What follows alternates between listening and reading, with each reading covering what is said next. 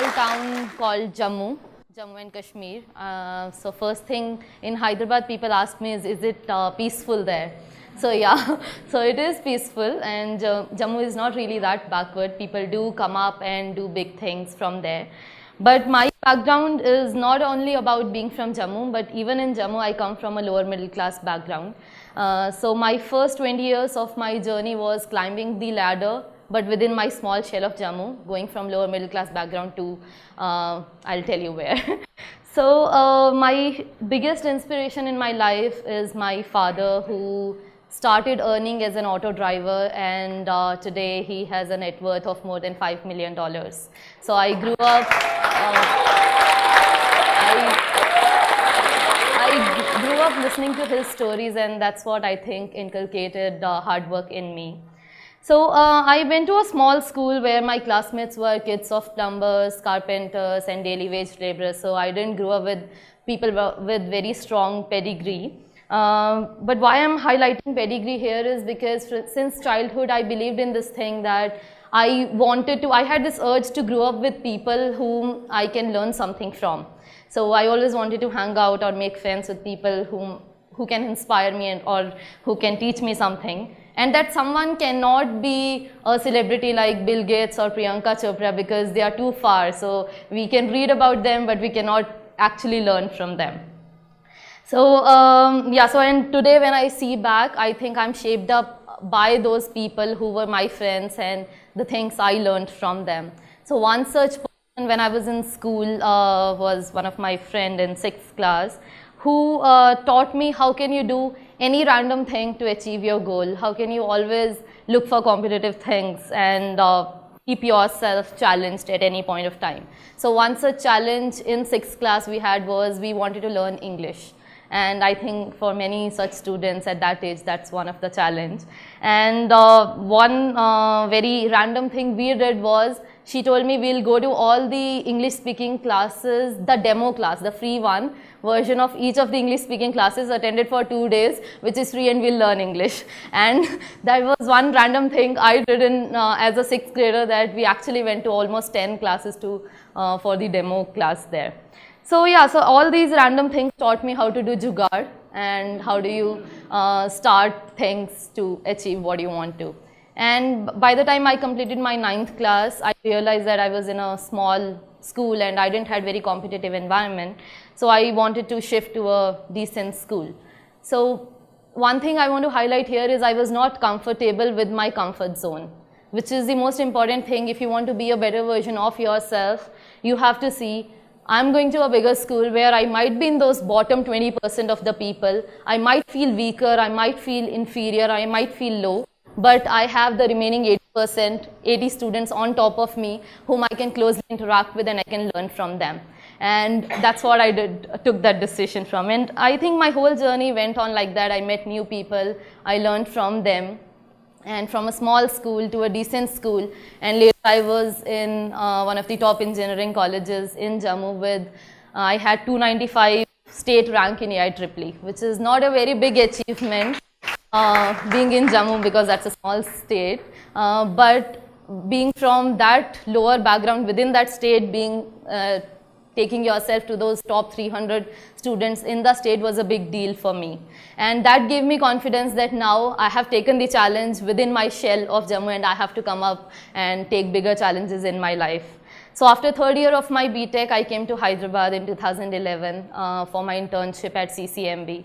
And there I met my co-founder Arjun, and I was very impressed with him because he was doing very big things which I didn't know about, like he was applying for scholarships to study abroad, internship abroad, publishing papers, discussing startup ideas, and I was like, what are all these things? And I was at a level where I was still learning English, reading 10th grammar books after 2nd year of my BTech, and I decided, I was in the thought process that I would go for MTech in an IIT. I was targeting that. So I wrote GATE exam, I got 221 All India rank, and I got into IIT Roorkee, IIT Kanpur, IIT Kharagpur. But Arjun convinced me that we would study abroad for free with a scholarship, and he was that confident. We would study abroad for free, and that will be a better journey. So I thought, okay, let me join his path. We applied for, I think we went through about 500 scholarship. We applied for about 40 odd. And finally, I got admission for my MS in UK with a full scholarship. My full tuition fee was waived off. And Arjun got a scholarship where tuition fee, living expenses, everything was waived off. So that's my journey, how my co-founder and I got together, and till now how our entrepreneurial journey worked out. I'll tell you a little bit details on that. So when we landed in the UK, we were again not pure academic type students, so we wanted something out of the box to do. So we were looking for an opportunity when we saw this small notice on our university notice board about a beer competition. So we thought, okay, we will participate in that, and that competition was by this company called AB InBev, which is the biggest beer company, makes Budweiser and Stella Artois and all these beers. So we decided we'll brew a beer, but we had no idea. So then thinking of a jugaad, how do we start? We thought, okay, what we'll do is we'll go to Google, pull out a list of all the local breweries, go and meet them. So we went to about first, second, third, all of them asking that, can we intern with you? Almost 5 people said no. And then the 6th one was like, yeah, okay, you can come and see how the process works. So we interned with them and we saw how the beer is made. Then we made our own beer, we did the branding, and it came out as a real product. It was sold at the university souvenir shop as a university beer kind of thing. We won the UK competition by AB InBev. Our beer was marked as the best beer in the UK. And till that date, I never tasted beer. So, yeah. So that was the start of our entrepreneurial journey. 6 months of our 1-year masters. Out of our 1-year masters, 6 months were already over. We were onto this beer thing. But now what do we have to do next? That was the thought process. We never applied for any job with a faith in destiny that something will turn out. We don't have to do a job. So something else will happen. So then we thinking what we have to do next. It was already April 2013. And just 2 months before that, we started a small community called Scholarships on Facebook with a very simple intention that our juniors used to message us on Facebook asking us for scholarship, that how did we find it, how did we get it. We thought answering everyone one by one in messages, let us put all of them in a Facebook group and answer it once for all. So, but by this time, 2 months down the lane, the group had 20,000 members, and the number of queries was something which started as a hobby was taking us at least 2 to 3 hours every day with that volumes of questions we had to answer. So one of our friends who was closely watching the growth of the group asked us, why don't you make it a business opportunity? We were like, what? We are biotech engineers. We don't know how IT and how do we make this a business opportunity? So we thought about it. We thought, okay, let's test the water, and what we did is we started 2 more Facebook groups related to scholarships, and 6 months down the lane, by the time we were done with our masters, the groups together had 1.5 lakh people. So that was a clear validation of the need that people wanted something of that sort. So we decided, we did a small survey on the group asking, shall we go for our monthly paycheck or continue this service, and the answer made our decision easier. We started with it. We struggled a little bit on the tech part, how to develop it, but it happened eventually. So one thing which was on our mind, that we wanted it to be inaugurated by a celebrity, a known person. So we thought, okay, HRD minister of that time, Smriti Irani, would inaugurate it. And we had this random thought, okay, she will inaugurate it, but how do we go about it? So we took numbers from Google, called her PS, asked. 3.5 months we kept following up with them. We want a date with ma'am that she had to inaugurate. And after all this follow-up, they finally gave us a date of 20th Feb 2015. And 3 days before the event on 17th, when we were about to board the train, because the inauguration was in Delhi, we got a call that Madam, urgent cabinet meeting aa gayi hai, ma'am nahi aa payenge. And we were all shattered that, okay, we have planned all that thing and it's not going to happen. So we would have left that thought at that point of time, but we didn't. So we kept thinking for maybe about 10-15 days that how do we go about it now. We didn't launch the website because we couldn't get Smriti Irani.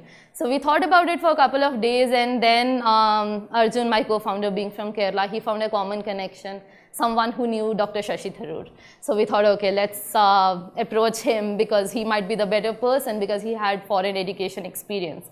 We approached his PS, we got a date of 29th April 2015. and everything seemed very sorted. So just 2 days before the event, Shashi Tharoor's PS called asking for the venue. So that's the thing. I mean, we didn't had any venue thought in mind. So we thought everything is sorted. We'll go to minister's home, we'll launch, he will open the website, we'll take some photos, he will tweet about us, and that's what we wanted. So that's what we wanted, but then they asked for venue. So 3 days before the event, now we are roaming all around Delhi searching for a venue. Somebody told, go to India Habitat Center. We went there, okay, what's the charge? It's about 35,000 plus taxes for the smallest hall. We didn't have that much money. We never worked. The only money we had was saved from our scholarship. So the challenge at that stage was how to get it cheap or free. So somebody told us that, okay, there is a Kerala house in Delhi where there is a small auditorium. You can get it for very low cost or almost free, but you need a recommendation for that. So now we started searching who can recommend us. So again, Arjun found one uncle who was president of one Kerala Samajam, who could give us a letter which can be the recommendation letter for it. Now again, that uncle was like, okay, it was 28th of April by the time, and 29th was the launch. And that uncle is like, I'm going out of city for 2 days, so I cannot give you the letter now. I would have helped you. Again, thinking, what can we do? So we requested, uncle, can you give us your blank letterheads? We'll print a letter on that, and maybe we'll make a stamp and put on that, and we'll submit the letter. But uncle told, okay, I'll give you blank letterhead with a stamp already on it, and you print on that. We got it done. Morning we submitted at Kerala House. By 4 o'clock, they confirmed the venue. 5:30 was the event when Shashi Tharoor was supposed to come. We didn't had any time left. We couldn't invite press, which was our main target, celebrity and a press conference kind of thing.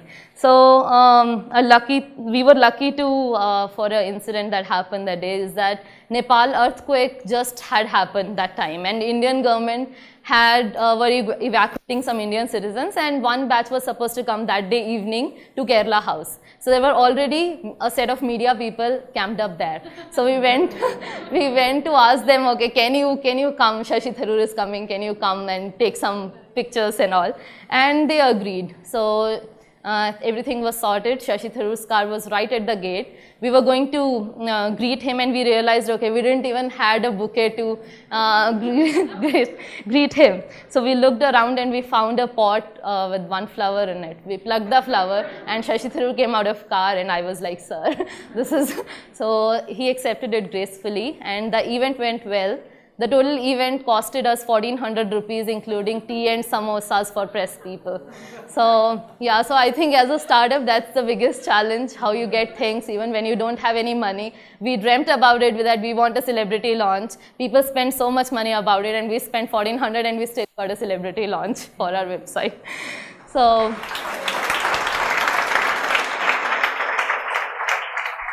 So that's how our journey started, and We Make Scholars is doing good right now.